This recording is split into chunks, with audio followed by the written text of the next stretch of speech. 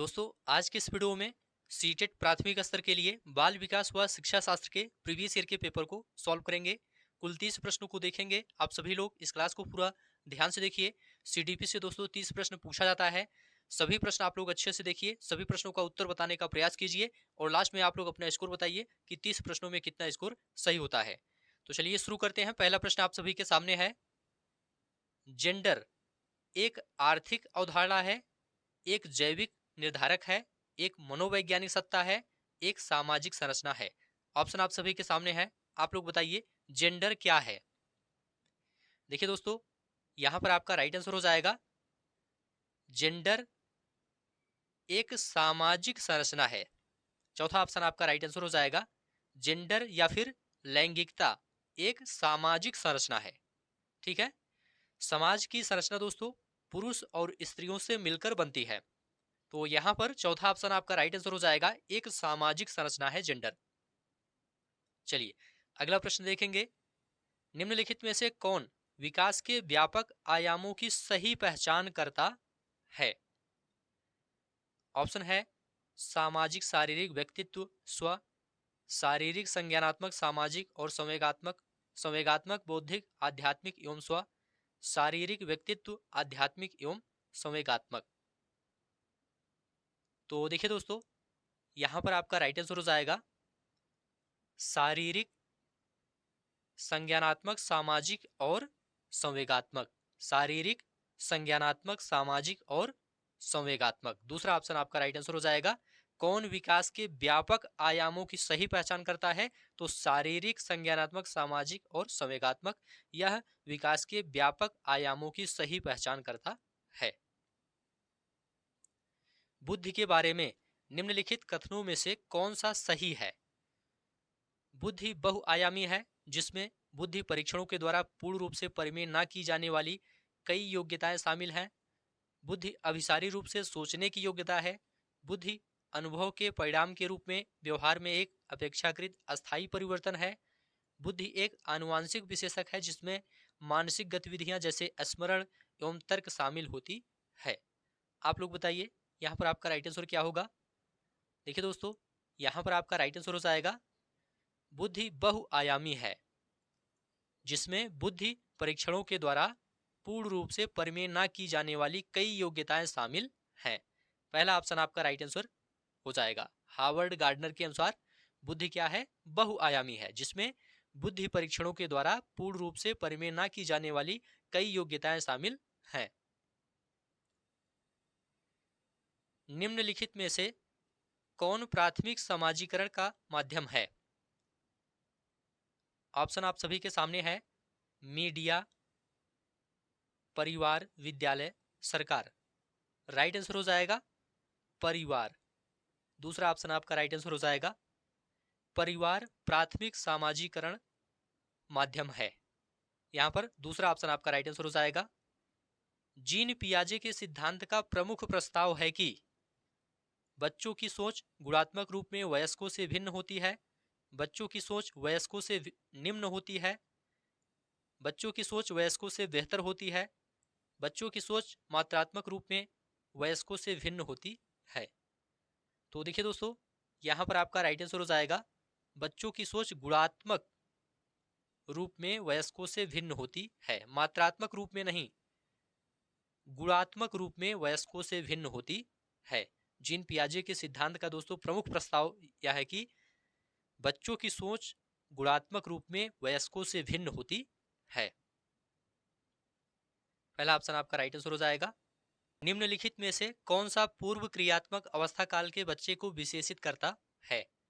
Option है विचारों की अनुत्क्रमणिता, वर्तुल प्रतिक्रिया, लक्ष्य निर्देशित व्यवहार, विलंबित अनुकरण।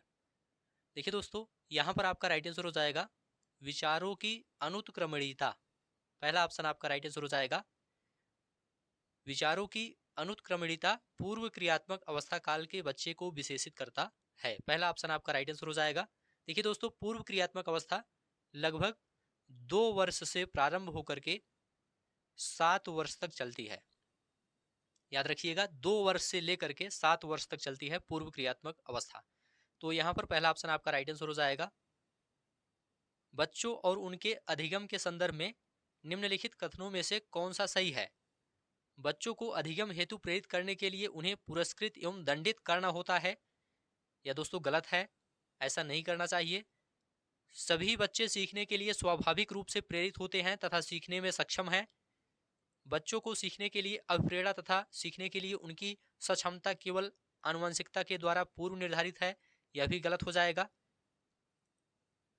बच्चों की सामाजिक आर्थिक पृष्ठभूमि उनकी प्रेरणा एवं अधिगम सक्षमता को निर्धारित व सीमित करती है, यह भी गलत हो जाएगा। यहाँ पर दूसरा ऑप्शन आपका राइट आंसर हो जाएगा।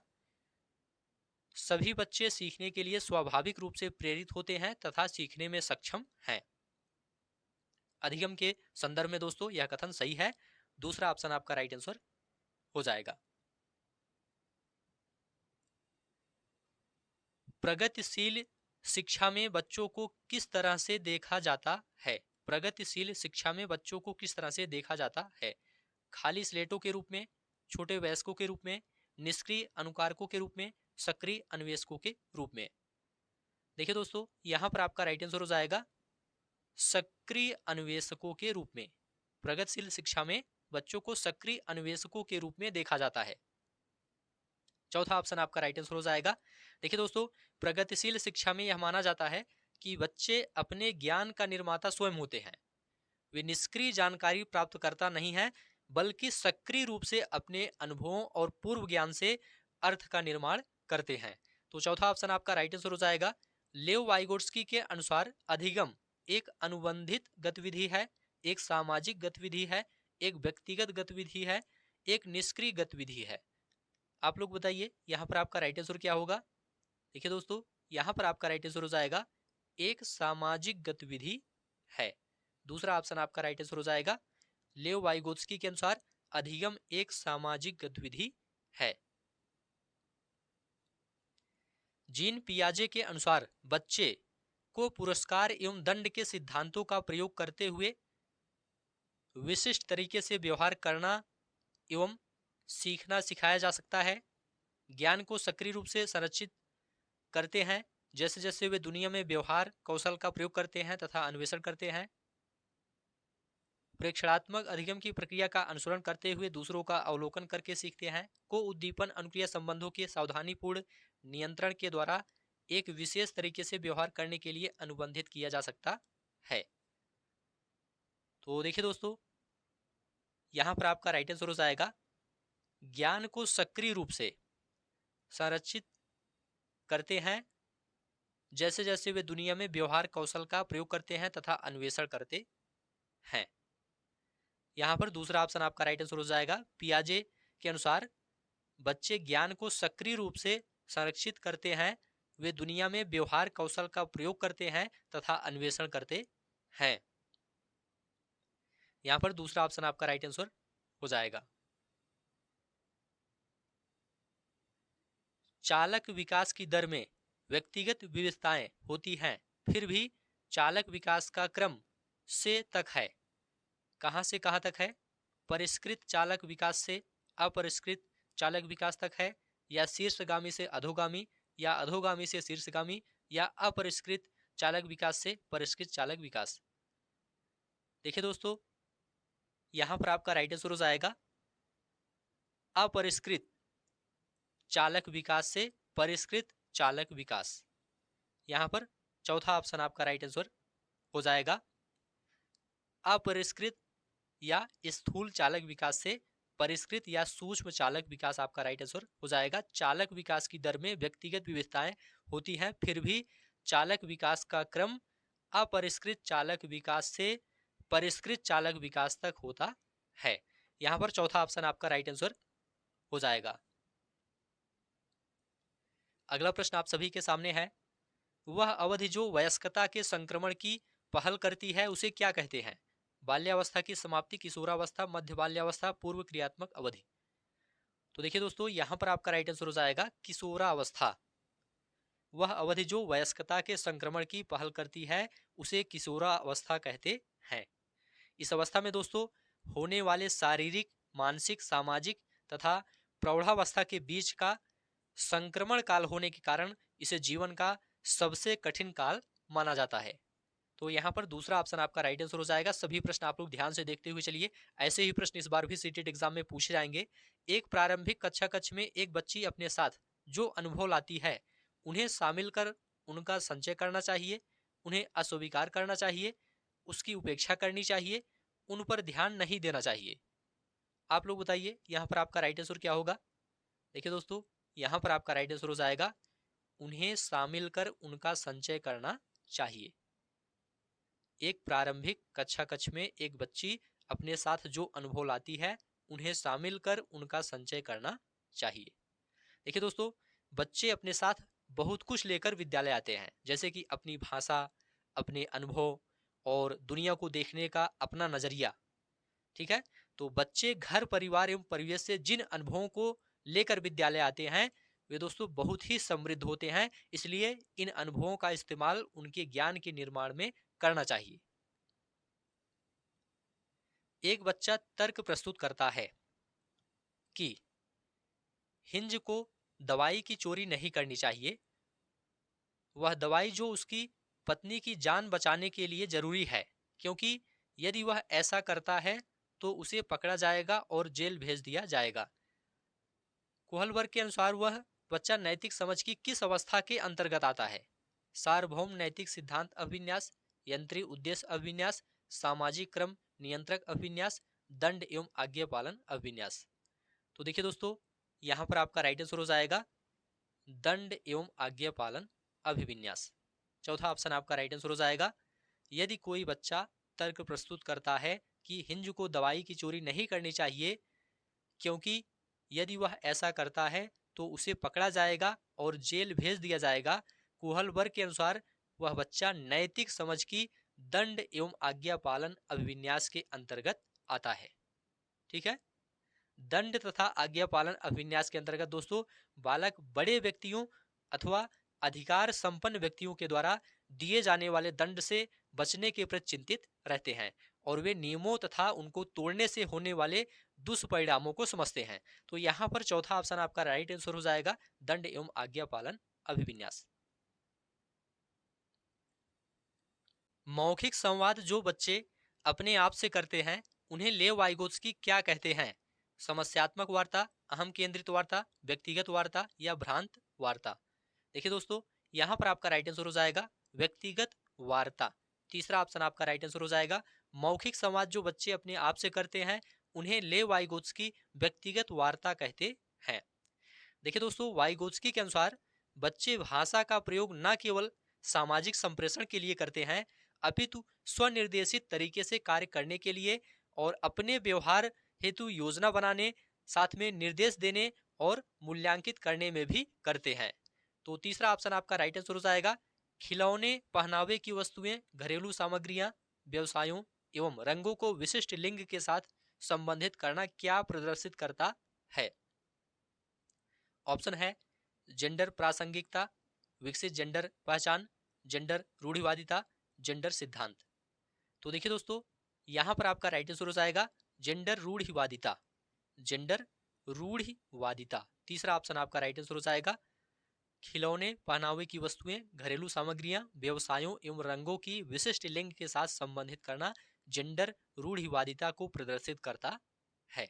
ठीक है, देखिए दोस्तों, लैंगिक रूढ़िवादिता में किसी लिंग विशेष को कार्य विशेष से या किसी खास भूमिका से जोड़ करके देखा जाता है। तो यहाँ पर तीसरा ऑप्शन आपका राइट आंसर हो जाएगा। सभी प्रश्न ध्यान से देखते हुए चलिए।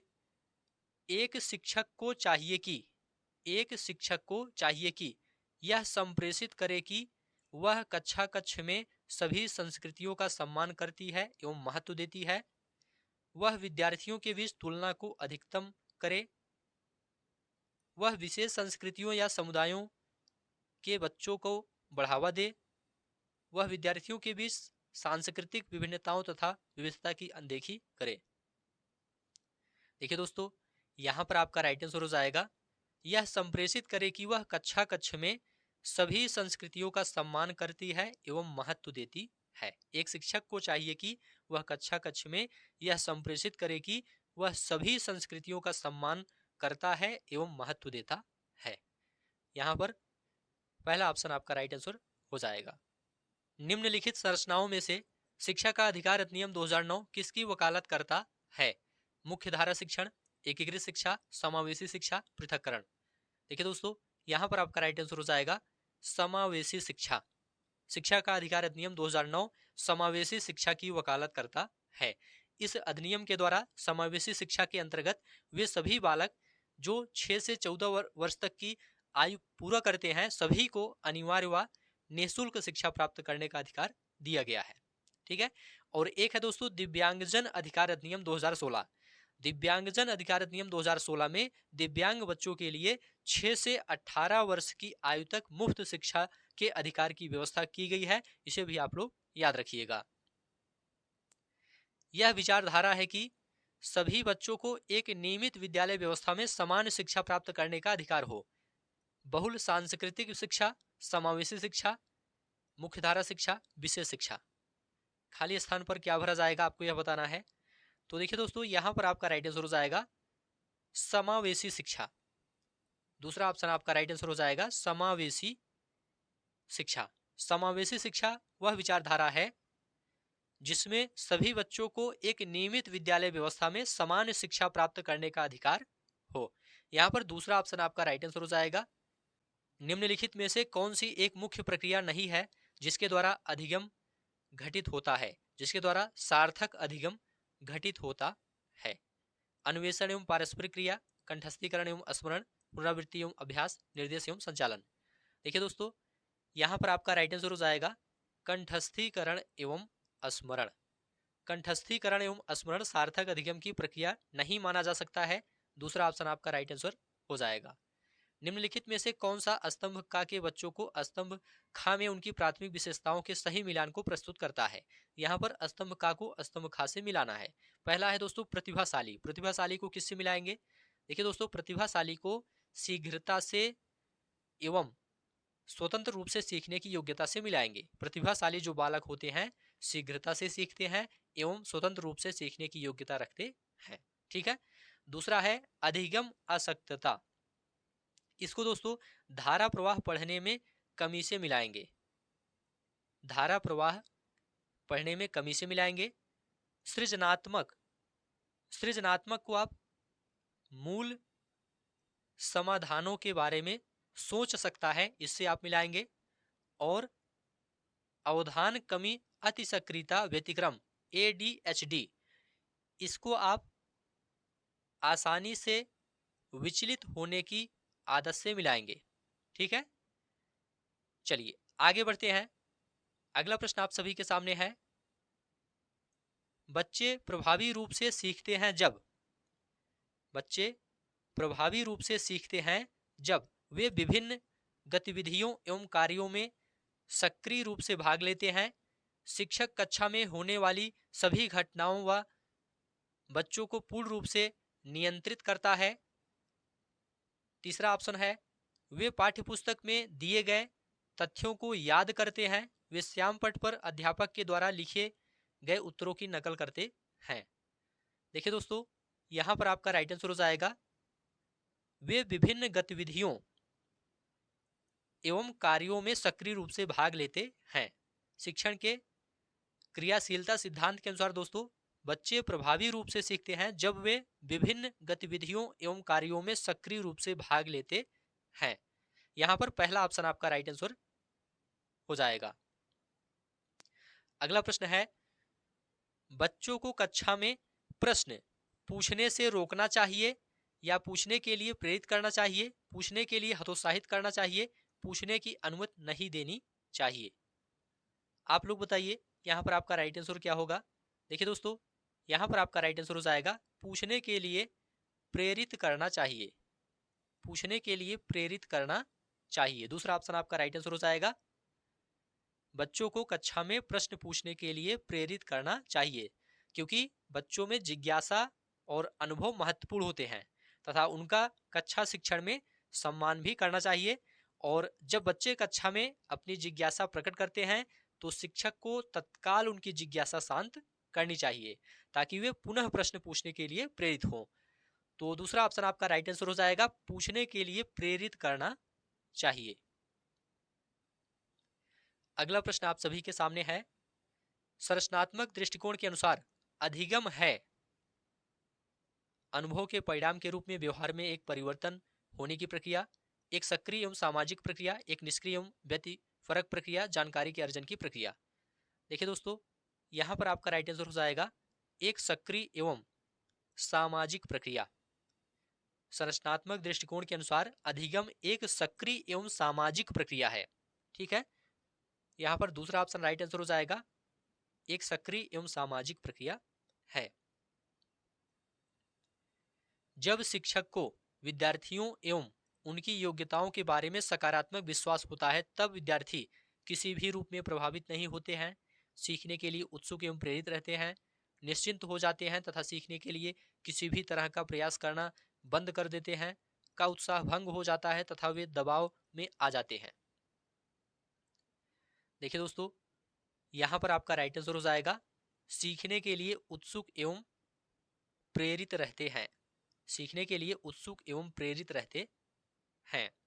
दूसरा ऑप्शन आपका राइट आंसर हो जाएगा, जब शिक्षक को विद्यार्थियों एवं उनकी योग्यताओं के बारे में सकारात्मक विश्वास होता है, तब विद्यार्थी सीखने के लिए उत्सुक एवं प्रेरित रहते हैं।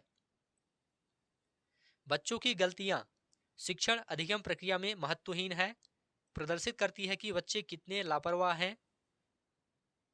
बार बार अभ्यास करने के लिए कहकर तुरंत सुधार देनी चाहिए, अधिगम का एक भाग है तथा उनके विचारों में एक अंतर्दृष्टि देती है।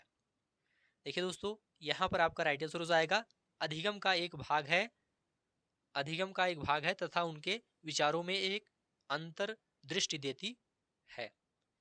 चौथा ऑप्शन आपका राइट आंसर हो जाएगा, बच्चों की गलतियां अधिगम का एक भाग है तथा उनके विचारों में एक अंतर्दृष्टि देती है। अगला प्रश्न है, मूल्यांकन को वस्तुनिष्ठ प्रकार के लिखित कार्यों पर आधारित होना चाहिए, एक अलग गतिविधि के रूप में लेना चाहिए, शिक्षण अधिगम प्रक्रिया का एक भाग होना चाहिए, केवल नंबरों के संदर्भ में करना चाहिए। तो देखिए दोस्तों, यहाँ पर आपका राइट आंसर हो जाएगा शिक्षण अधिगम प्रक्रिया का एक भाग होना चाहिए। शिक्षण अधिगम प्रक्रिया का एक भाग होना चाहिए। मूल्यांकन को शिक्षण अधिगम प्रक्रिया का एक भाग होना चाहिए। मूल्यांकन दोस्तों एक सतत प्रक्रिया है तथा यह शिक्षण अधिगम प्रक्रिया का एक अभिन्न अंग है। तो तीसरा ऑप्शन आपका राइट आंसर हो जाएगा। अगला प्रश्न आप सभी के सामने है, नीचे लिखी हुई स्थिति किस सिद्धांत को दर्शाती है? जो विद्यार्थी अच्छा प्रदर्शन नहीं कर पाते हैं, वे महसूस करते हैं कि वे पर्याप्त रूप से अच्छे नहीं हैं और हतोत्साहित महसूस करते हैं, तब उनमें बिना प्रयास के कार्य को आसानी से छोड़ देने की संभावना है। नीचे लिखी हुई स्थिति किस सिद्धांत को दर्शाती है, आपको यह बताना है। आनुवांशिकता एवं पर्यावरण संबंधित नहीं है, संज्ञान एवं संवेग अलग नहीं है, संज्ञान एवं संवेग संबंधित नहीं है, आनुवांशिकता एवं पर्यावरण अलग नहीं है। देखिए दोस्तों, यहाँ पर आपका राइट आंसर हो जाएगा संज्ञान एवं संवेग अलग नहीं है। संज्ञान एवं संवेग अलग नहीं है। दूसरा ऑप्शन आपका राइट आंसर हो जाएगा, जो विद्यार्थी अच्छा प्रदर्शन नहीं कर पाते हैं, वे महसूस करते हैं कि वे पर्याप्त रूप से अच्छे नहीं हैं और हतोत्साहित महसूस करते हैं, तब उनमें बिना प्रयास के कार्य को आसानी से छोड़ देने की संभावना है। यह उक्ति इस सिद्धांत को प्रदर्शित करती है कि संज्ञान एवं संवेग अलग नहीं है। ठीक है, दूसरा ऑप्शन आपका राइट आंसर हो जाएगा। अगला प्रश्न है, एक शिक्षक बच्चों को प्रभावी रूप से समस्या का समाधान करने में सक्षम बनने के लिए किस तरह से प्रोत्साहित कर सकती है? बच्चों को समस्या के बारे में सहजानुभूत अनुमान लगाने एवं बहुविकल्पों को देखने के लिए प्रोत्साहित करके, पाठ्यपुस्तक के सभी प्रश्नों के व्यवस्थित तरीके से समाधान लिखकर, पाठ्यपुस्तक से एक ही प्रकार के प्रश्नों के उत्तर के अभ्यास के लिए उन्हें पर्याप्त मात्रा में अवसर प्रदान करके, पाठ्यपुस्तक में दी गई सूचनाओं के कंठस्थीकरण करने पर बल देकर। तो देखिए दोस्तों, यहाँ पर आपका राइट आंसर हो जाएगा बच्चों को समस्या के बारे में सहजानुभूत अनुमान लगाने एवं बहुविकल्पों को देखने के लिए प्रोत्साहित करके। पहला ऑप्शन आपका राइट आंसर हो जाएगा। एक शिक्षक बच्चों को प्रभावी रूप से समस्या का समाधान करने में सक्षम बनाना चाहती है, तो उसे बच्चों को समस्या के बारे में सहजानुभूत अनुमान लगाने एवं बहुविकल्पों को देखने के लिए प्रोत्साहित करना चाहिए, क्योंकि बच्चे स्वयं सक्रिय अन्वेषक एवं समस्या समाधानकर्ता होते हैं तथा वे अपने ज्ञान का निर्माण स्वयं करते हैं। अगला प्रश्न आप सभी के सामने है, वह विधियां जिनके प्रयोग में विद्यार्थियों की स्वपहल व प्रयास शामिल हैं। वह विधियां जिनके प्रयोग में विद्यार्थियों की स्वपहल व प्रयास शामिल हैं, निम्न में से किसका उदाहरण है? परंपरागत विधि, अंतर्वैयक्तिक बुद्धि, निगमनात्मक विधि, अधिगमकर्ता केंद्रित विधि। देखिए दोस्तों, यहाँ पर आपका राइट आंसर हो जाएगा अधिगमकर्ता केंद्रित विधि। चौथा ऑप्शन आपका राइट आंसर हो जाएगा, वह विधियां जिनके प्रयोग में विद्यार्थियों की स्वपहल व प्रयास शामिल होते हैं उन्हें अधिगमकर्ता केंद्रित विधि कहते हैं। यहाँ पर चौथा ऑप्शन आपका राइट आंसर हो जाएगा। तो ठीक है दोस्तों, आज की इस क्लास को यहीं पर समाप्त करते हैं। आप लोग कमेंट करके बताइए 30 प्रश्नों में आपका कितना स्कोर सही हुआ है। उम्मीद है यह क्लास आपको अच्छा लगा है तो चैनल को सब्सक्राइब कीजिए, दोस्तों में शेयर कीजिए और कमेंट में लिखकर जरूर बताइए।